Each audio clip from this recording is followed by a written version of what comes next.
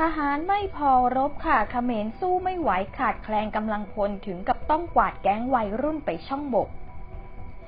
การกระทำกับคำพูดไปคนละเรื่องอีกแล้วล่ะค่ะสำหรับเขมรที่ตอนนี้เนี่ยนายกรัฐมนตรีฮุนมาเน็ตของกัมพูชาได้โพสต์เฟซบุ๊กสั่ง JBC ฝ่ายเขมรประชุมด่วนหาทางยุติปัญหาเขตแดนกับไทยแต่กลับให้เตรียมวาระฟ้องศาลโลกเอาปราสาทตาเมือนทมตาเมือนโต๊ะตาควายและสามเหลี่ยมมรกตเป็นของกัมพูชาล้านรักสันติแต่ขอสงวนสิทธิ์ใช้กำลังทหารหากถูกรุกรานปกป้องประเทศของตนเอง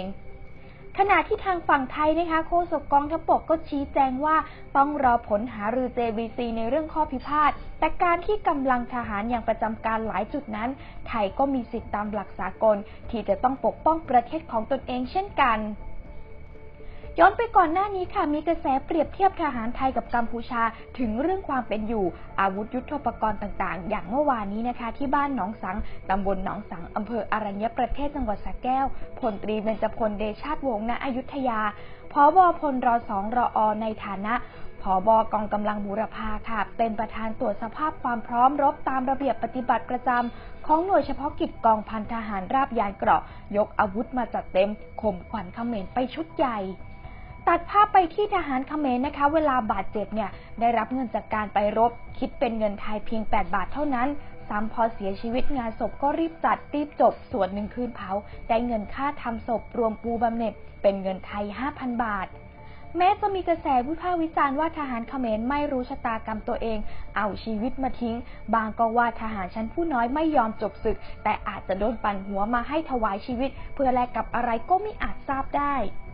ล่าสุดค่ะกองทัพเขมรได้เปิดเกณฑ์คนหนุ่มซึ่งส่วนใหญ่เนี่ยก็ยังเป็นวัยรุ่นเยาวชนหน้าละอ่อนกันอยู่เลยค่ะระดมพลครั้งใหญ่เกณฑ์ขึ้นรถทหารจำนวนมากหลายคันรถเพื่อไปประจำการตามจุดต่างๆที่ชายแดนซึ่งมันก็ย้อนแย้งกับการที่ท่านผู้นำเขมรบอกว่าไม่อยากรุกรานไม่อยากให้เกิดสงครามอย่างมากแถมยังใช้เล่ห์กลจะไปฟ้องศาลโลกอีกด้วยค่ะเราไปชมบรรยากาศการระดมพลของเขมรกันเลยค่ะซึ่งงานนี้เนี่ยต้องลุ้นกันต่ออีกว่าผลการเจรจาเรื่องข้อพิพาทดินแดนจะจบลงหรือไม่ค่ะអាយដាមភូសាបុឌីជួបសំណេះសំណាលជាមួយយុវជនស្ម័គ្រចិត្តចូលបម្រើកងយុទ្ធពលខេមរៈភូមិន្ទទិសយុទ្ធភូមិភាគពិសេសបំពេញក្របខ័ណ្ឌឲ្យកងទ័ពជើងគោកនៅព្រឹកថ្ងៃសៅរ៍ទី31ខែឧសភាឆ្នាំ2025នៅទីបញ្ជាការតំបន់ប្រតិបត្តិការសឹករងកណ្ដាលឯក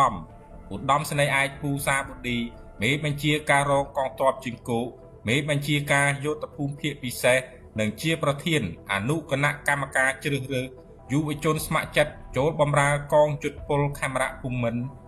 បំពេញក្របខ័ណ្ឌយុទ្ធភូមិភាគពិសេសកងទ័ពជើងគោកបានអញ្ជើញជួបសំណេះសំណាលនិងផ្ដាំផ្ញើដល់យុវជនស្ម័គ្រចិត្តចូលបម្រើកងយុទ្ធពលខេមរៈភូមិន្ទទិសយុទ្ធភូមិភាគពិសេសបំពេញក្របខ័ណ្ឌឲ្យកងទ័ពជើងគោកឧត្តមសេនីយ៍ឯកភូសាបុឌីបានរំលឹកដល់ក្មួយៗទាំងអស់ដែលបានជាប់ឈ្មោះជាកងយុទ្ធពលខេមរៈភូមិន្ទត្រូវអនុវត្តឲ្យបាននៅបទបញ្ជារបស់សាលានិងលក្ខន្តិកៈទូទៅរបស់កងយុទ្ធពលខេមរៈភូមិន្ទជាពិសេសត្រូវស្ដាប់គ្រូឧទ្ទេសនាមមេរៀនដើម្បីយកទៅអនុវត្តក្រោយពេលបញ្ចប់វគ្គ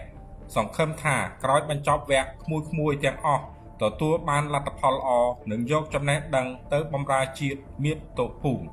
ត្រូវជៀសឲ្យផុតពីគ្រឿងញៀន